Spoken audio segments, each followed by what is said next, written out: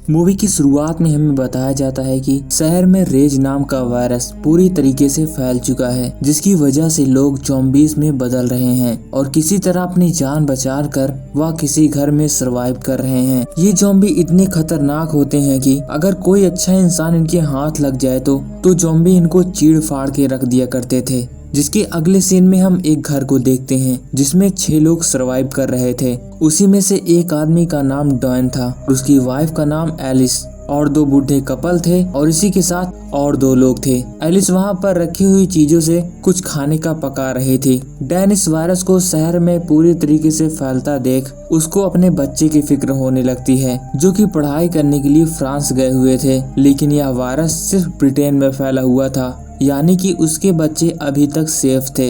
Alice के खाना पकाने के बाद सभी बहुत शांति पूर्वक डिनर करने बैठ जाते हैं। वहाँ पर ऐसा लग रहा था मानो अंधेरा हो, मोमबत्ती जलाकर खाना खाया जा रहा था और जरा सा चूं भी आवाज नहीं होती थी। इसीलिए वह सभी आपस में बात भी नहीं करा करते थे, चुपचाप अपना काम किया करते थे।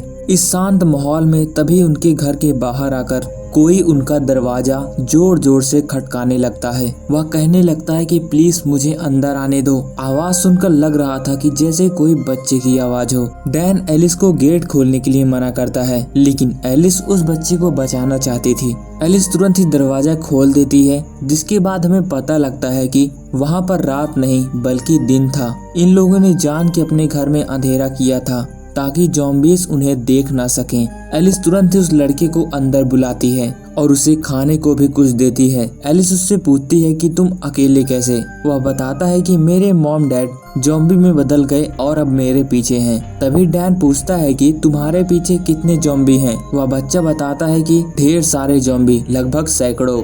इन्हीं ग्रुप में से एक लड़की बहुत डर जाती है और वह बाहर ज़ॉम्बी को देखने के लिए खिड़की से देखने लगती है। उसे ज़ॉम्बी की आवाज तो सुनाई देती है, लेकिन कोई ज़ॉम्बी दिखाई नहीं देता क्योंकि अब तक ज़ॉम्बी उनके घर के पास आ चुके थे। तभी उस लड़की पर एक ज़ॉम्बी अटैक कर देता है और उनके घर की खिड़की भी टूट जाती है। वहाँ पर अफरा तफरी मच जाती है। एलिस उस बच्चे को लेकर वहाँ से निकलकर एक रूम में जाती है। डैन उसे बार बार मना कर रहा था कि हम भाग सकते हैं, बच्चे को छोड़ दो, लेकिन एलिस डैन की एक भी नहीं सुनती। अब वह बूढ़ा कपल भी छुप रहा था, लेकिन वह भी ज़ॉम्बी में बदल जाता है और अभी एलिस जिस कमरे में छुपी हुई थी उस कमरे में भी कई सारे ज़ॉम्बी भर चुके थे। डैन एलिस को बाहर बुला रहा था, लेकिन बाहर इतने ज़ॉम्बी का जमावड़ा था कि वह बाहर नहीं आ सकती थी। डैन एलिस को बचा नहीं पाता और खुद अलग कमरे में बंद होकर वहां की खिड़की से कूद जाता है। कूद के बाहर निकलता है और उसके पीछे ढेर सारे ज़ॉम्बी थे।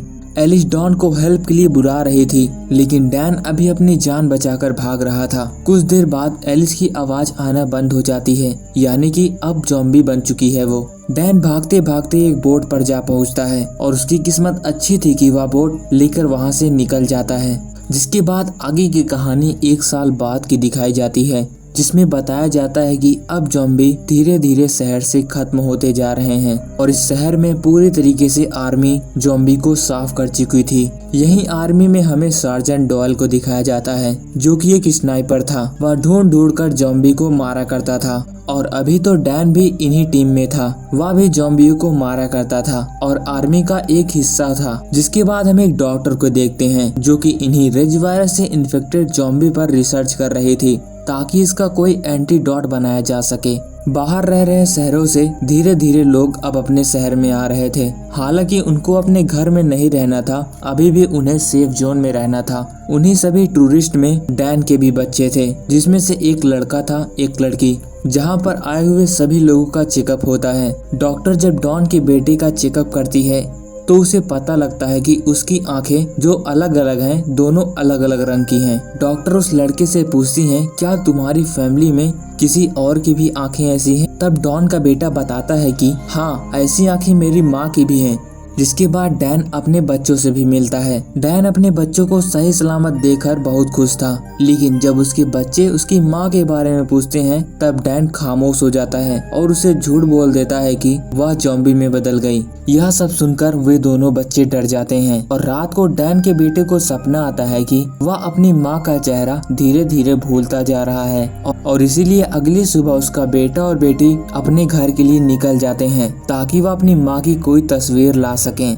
लेकिन आर्मी वालों को पता लग गया था कि 2 बच्चे सेफ जोन से बाहर निकल गए हैं। वह उन पर नजर रख रहे थे और एक पीछे उनके टीम भी भेजते हैं। डैन के बच्चे अपने घर में जा चुके थे। वहाँ पर वह अपनी मॉम की तस्वीर लेते हैं और तभी उनकी अजीब तरह से आवाजें सुनाई देती हैं। वह आवाजें छत पर से आ रही थी। जब वे दोनों ऊपर जाकर देखते हैं कि वहाँ तो उनकी मॉम एलिस थी, तभी वहाँ पर आर्मी भी पहुँच जाती है और डैन के बच्चे और उसकी वाइफ को वहाँ से लेकर सेफ जोन में ले आया जाता है, जहाँ पर एलिस को स्ट्रेचर से बांध रखा था ताकि उनके ऊपर टेस्ट किए जा सके और यह पता लगाया जा सके कि वह ज़ॉम्बी बनी है या नहीं, क्योंकि वह किसी पर अटैक भी नहीं कर रही थी और न ही उसका शरीर ज़ॉम्बी की तरह लग रहा था। सारे टेस्ट करने के बाद यह पता लगता है कि एलिस ज़ॉम्बी से इन्फेक्टेड तो हुई थी, लेकिन उसकी इम्यूनिटी इतनी ज्यादा थी कि चेरेज वायरस उसकी बॉडी पर काम ही नहीं किया, यानी कि वह ज़ॉम्बी नहीं बनी है, लेकिन उसका खून और उसका वातावरण किसी को ज़ॉम्बी बना सकता था, इसीलिए उसके आसपास कोई भी नहीं रह सकता था। यह सब पता लगने के बाद आर्मी जनरल एलिस को मारना चाहते थे, क्योंकि उन्हें लगता था कि एलिस यहाँ पर रहकर सभी को इन्फेक्टेड कर देगी। लेकिन डॉक्टर जनरल को समझाती है कि हम एलिस की मदद से वैक्सीन बना सकते हैं। और इधर डैन को भी यह पता लग गया था कि एलिस अभी भी जिंदा है और ठीक है। जैसे ही वह एलिस को देखने के लिए आता है, तब उसके दोनों बच्चे उससे नाराज होते हैं, क्योंकि डैन ने उनसे झूठ बोला था और डैन को यह पता था कि वह ज़ॉम्बी बनी नहीं थी, बल्कि डैन ने उसे छोड़ के भाग लिया था। तभी डैन एलिस से माफी मांगने के लिए अंदर जाता है, लेकिन थोड़ी देर में ही डैन की हालत खराब हो जाती है और वह ज़ॉम्बी बन जाता है। एलिस चिल्ला रही थी कि उसे बचा लिया जाए, लेकिन कोई भी हेल्प करने के लिए नहीं आता। डैन एलिस को नोच नोच कर ही मार डालता है और जिसके बाद बाहर आकर आर्मी की टीम पर अटैक कर देता है और वह जिनके ऊपर अटैक कर रहा था वो भी धीरे धीरे ज़ॉम्बी बन रहे थे और दूसरों को भी ज़ॉम्बी बना रहे थे। अभी डैन के दोनों बच्चे उस डॉक्टर के साथ थे और उसी के साथ भाग रहे थे।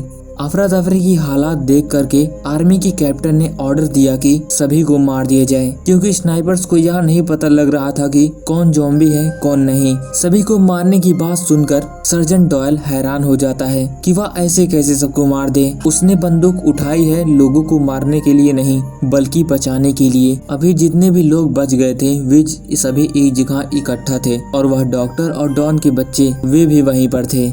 तभी सर्जन डॉयल अपनी ड्यूटी छोड़कर इन सर्वाइवर्स के पास आ जाता है ताकि वह उनकी हेल्प कर सके। डॉन उन सबको बताता है कि हमें यहाँ से बाहर निकलना होगा और जैसे ही वे सभी वहाँ से बाहर निकल रहे थे, आर्मी उन पर गोलियां चलाने लगती है, जिसकी वजह से कई सारे लोग वहाँ पर धराशायी हो जाते हैं। तभी डॉयल का एक दोस्त जो कि हेलीकॉप्टर चलाया करता था, वह डॉयल को बताता है कि जल्दी वहाँ से निकलो, क्योंकि ऑर्डर दिया गया है कि पूरे शहर को बॉम्ब से उड़ा दिया जाए। यह बात सुनकर जल्दी जल्दी डॉयल सभी को एक टनल के रास्ते से बाहर निकालता है और वहाँ पर एक बड़ा धमाका कर दिया जाता है और वहाँ पर फैले ज़ॉम्बी सभी मर जाते हैं। डॉयल अभी उस लोकेशन पे पहुंच चुका था जहां पर उसके दोस्त ने बताया था। तभी उसका दोस्त हेलीकॉप्टर लेकर आता है, लेकिन उसका दोस्त कहता है कि सिर्फ तुम ही चलना, किसी और लोग को साथ में मत लाना। यह बात सुनकर डॉयल उसे मना कर देता है, कहता है कि वह सिर्फ इन्हीं के साथ रहेगा। तभी हम देखते हैं कि उनके पीछे कुछ और ज़ॉम्बी आते रहते हैं। डॉयल उन सब को लेकर वहां से तुरंत ही निकलता है और शहर की ओर जाने लगता है। लेकिन अभी शहर में जो ज़ॉम्बी नहीं मरे थे उनको मारने के लिए शहर में जहरीली गैस छोड़ी गई थी। ये सभी शहर में पहुंच जाते हैं, लेकिन उस जहरीली गैस से बचने के लिए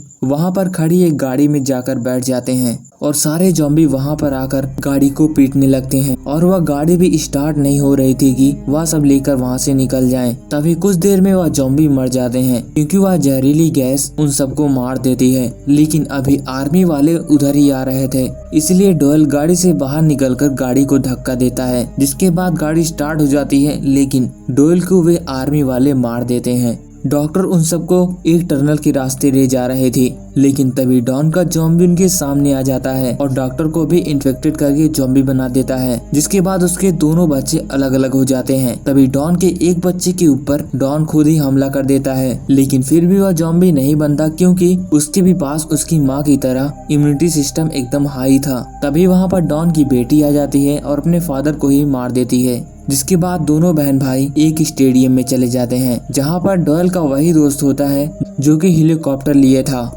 और वह हेलीकॉप्टर वाला इन दोनों को बचा लेता है। जिसके बाद हम ऊपर का सीन देखते हैं कि वहाँ की पूरी सिटी तबाह हो गई थी और यह मूवी यहीं पर खत्म हो जाती है। आगे वे सभी कहाँ गए ये सब कुछ भी नहीं दिखाया जाता। बाकी ये था 28 वीक लेटर का एक्सप्लेनेशन। इसके आगे का पार्ट 28 डेज लेटर जो कि पहले से ही एक्सप्लेन कर दिया गया है, और 2025 में आया पार्ट 28 ईयर्स लेटर वो भी एक्सप्लेन कर दिया गया है। चैनल पर विजिट करके वो भी देख लेना।